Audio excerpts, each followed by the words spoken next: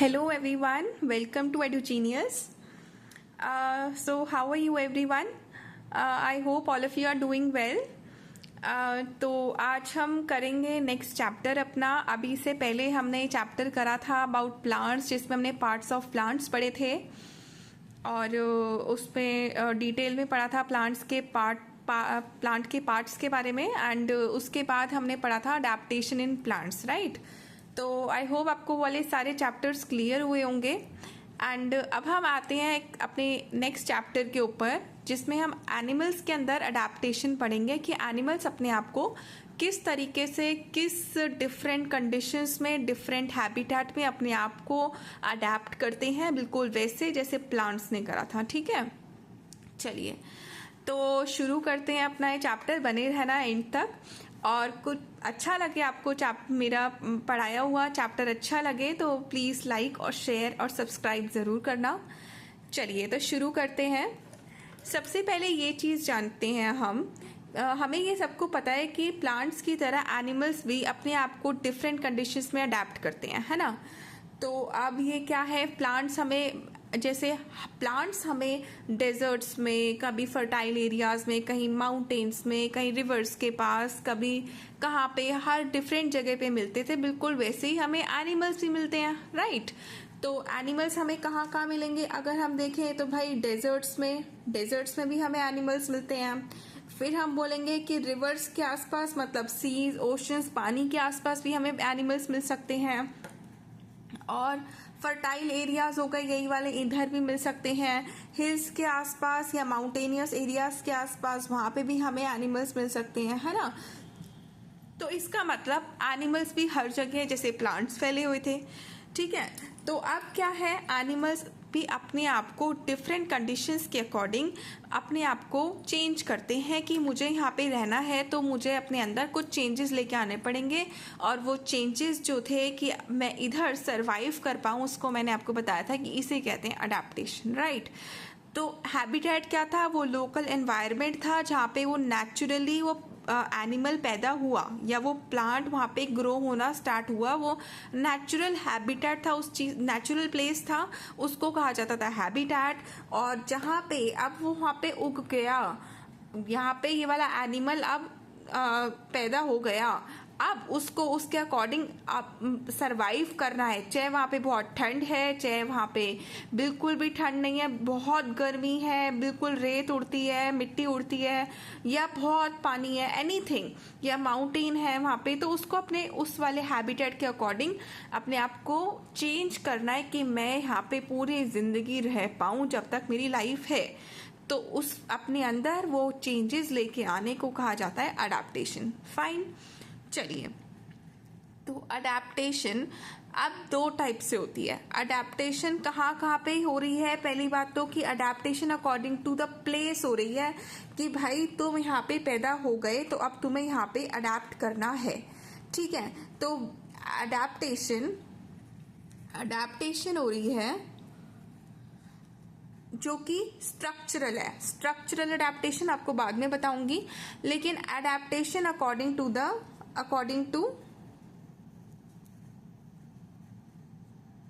Habitat, right.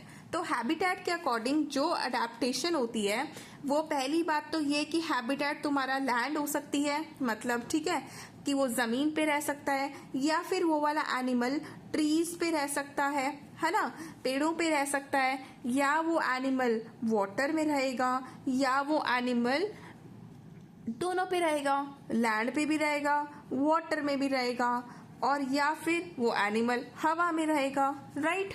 ऐसे ही होता है कि एनिमल्स मुझे इन जगहों पे मिल सकते हैं. एक लैंड पे मिल सकता है, लैंड पे मिल सकते हैं, ट्रीज पे भी मिल सकते हैं. कुछ एनिमल्स जो स्क्विरल्स, मंकीज वगैरह हो गए, वो पूरा टाइम ट्रीज पे रहते हैं. फिर क्या हो गया, वाटर में फिश वगैरह, क्रोकोडाइल वगैरह हो गए. और लैंड और वाटर में जैसे फ्रॉग हो गए, जो कि फ्रॉग दोनों जगहों पे रह सकते हैं. और हवा में जैसे कि हमारे बर्ड्स हो गए. फाइन, चलिए. और एक और अडेप्टेशन होती है, अडेप्टेशन प्रोटेक्शन के लिए. ठीक है, पढ़ेंगे वो हम आगे, लेकिन एक बार आपको क्विक मैप बता देती हूँ कि adaptation according to the protection कैसे होती है.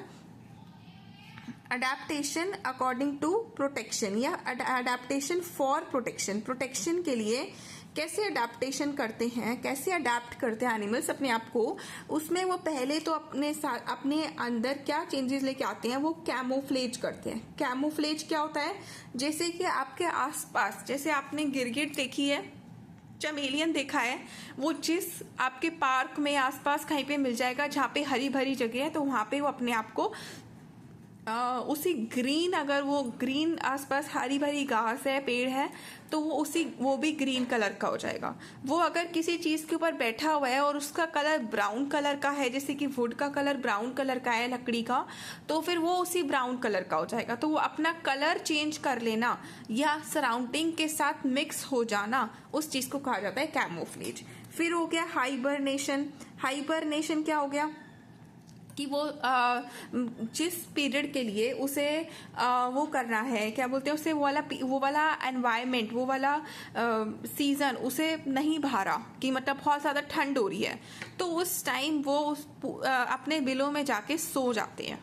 ठीक है, तो कि अब वो आपको, जैसे कि ठंड में आप देखो कि आपको जो छिपकली है वो आपको नहीं दिखाई देगी, लिजर्ड्स आपको नहीं दिखाई देंगी। क्यों? क्योंकि वो उस वाले पीरियड के लिए वो सोने चली जाती हैं कि ये हमसे ठंड बर्दाश्त नहीं हो रही।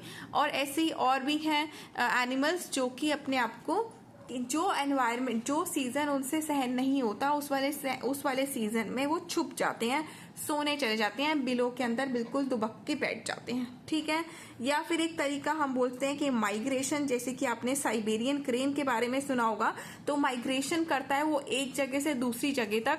तो उसमें क्या होता है कि अब उसके जहाँ पे वो पैदा हुआ, जहाँ पे वो रह रहा था, उस वाली जगह पे बहुत ज़्यादा ठंड हो गई, तो वो उस पीरियड के लिए वो यहाँ पे आ जाता है हमारे इंडिया में, और आके कि यहाँ पे गर्मी है, मैं अब यहाँ पे रहूँगा।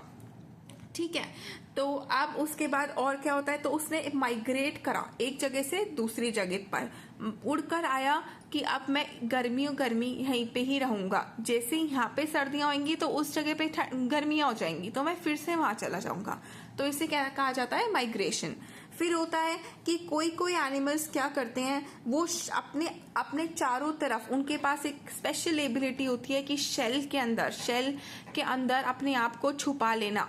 ऐसे हो जाते हैं जैसे कि आपको लगेगा कि अरे ये तो बॉल है बिल्कुल ही, तो वो शेल के अंदर अपने आप को वो कर लेते हैं कि अब उन्हें कोई मार नहीं सकता, उनके ऊपर कोई गलती से भी पैर रखे तो वो बच जाएंगे, क्योंकि उन्होंने अपने चारों तरफ एक ऐसी कवरिंग बना ली कि अब वो इतनी हार्ड कवरिंग हो गई कि उनके ऊपर कोई आके बैठ भी जाए ना तो भी उसको चुभ जाएंगे वो, लेकिन वो उसको लग जाएगी, लेकिन इन वाले एनिमल्स को नहीं लगेगी। तो वो शेल के अंदर दुबक के बैठ जाते हैं। ठीक है, फिर एक और चीज हो गई स्पाइंस। जैसे आपने देखे होंगे कुछ एनिमल्स, कुछ प्लांट्स में भी ऐसे होता है और एनिमल्स में भी, कि स्पाइंस मतलब कांटे, अपने जैसे उनको छूने की कोशिश करो, उन्हें जैसे जब डर लगता है तो वो अपने चारों तरफ कांटे निकाल लेते हैं। तो उस कांटों से क्या होता है, अगर आप उन्हें छुओगे तो उसके बाद तो आपको बड़ी जोर की कांटे लगेंगे, चुभेंगे आपको कांटे। तो वो एक तरीके से उनका बचाव का तरीका है कि अब मुझे कोई छू ही नहीं सकता, क्योंकि मेरे को तो मेरे अंदर तो सारे कांटे ही कांटे हो गए। नेक्स्ट क्या हो गया, कोई ऐसे होते हैं जिन्हें आप छुओगे तो वो पॉइजन रिलीज करेंगे। तो आप कोशिश करोगे कि मैं इसे छूं ही ना, कि कहीं पॉइजन ऐसे ना हो कि मेरे मुंह पे लग जाए और मैं उसे गलती से इनटेक कर जाऊं, खा जाऊं, तो पॉइजन हो गया। ठीक है, और कुछ होते हैं जो कि होंगे तो इतने से, और उन्हें अगर आप उनके आसपास कोई एक्टिविटी कर रहे हो या हिल रहे हो या फिर उन्हें छूने की कोशिश करी तो अपने आप का साइज इतना बड़ा कर लेंगे, मतलब पफ्ड हो जाएंगे बिल्कुल भी। जैसे कि पफ क्या होता है, पफ्ड मतलब जैसे आपके लेस का पैकेट होता है वो बिल्कुल पफ्ड होता है, हवा भरी होती है, तो वो एनिमल्स अपने आप को पफ्ड कर लेंगे। ठीक है, उसके बाद कोई एनिमल्स ऐसे होते हैं जो कि अपने आप को डेड दिखाते हैं, प्ले डेड। अब तुम उसके पास से निकलोगे, तुम्हें लगेगा कि भाई ये तो मरा पड़ा है, एनिमल ही मरा पड़ा है, लेकिन एक्चुअली में वो जिंदा होता है, पर वो एक्टिंग कर रहा है कि मैं मरा हुआ हूँ। ठीक है, तो अपने आप को ऐसा दिखाएंगे कि भाई मेरे को कोई छुए ही नहीं। या फिर कोई ऐसे होंगे जो कि आप उनके पास से निकलोगे तो वो इतनी स्मेल इतना गंदा अटैक मारेंगे ना आपके ऊपर स्मेल का, तो वो इस स्मेल इतनी गंदी निकालेंगे कि आप बोलोगे छी, इसके पास से तो निकलना ही नहीं चाहिए। तो आप उसे मार कैसे सकते हो उस एनिमल को?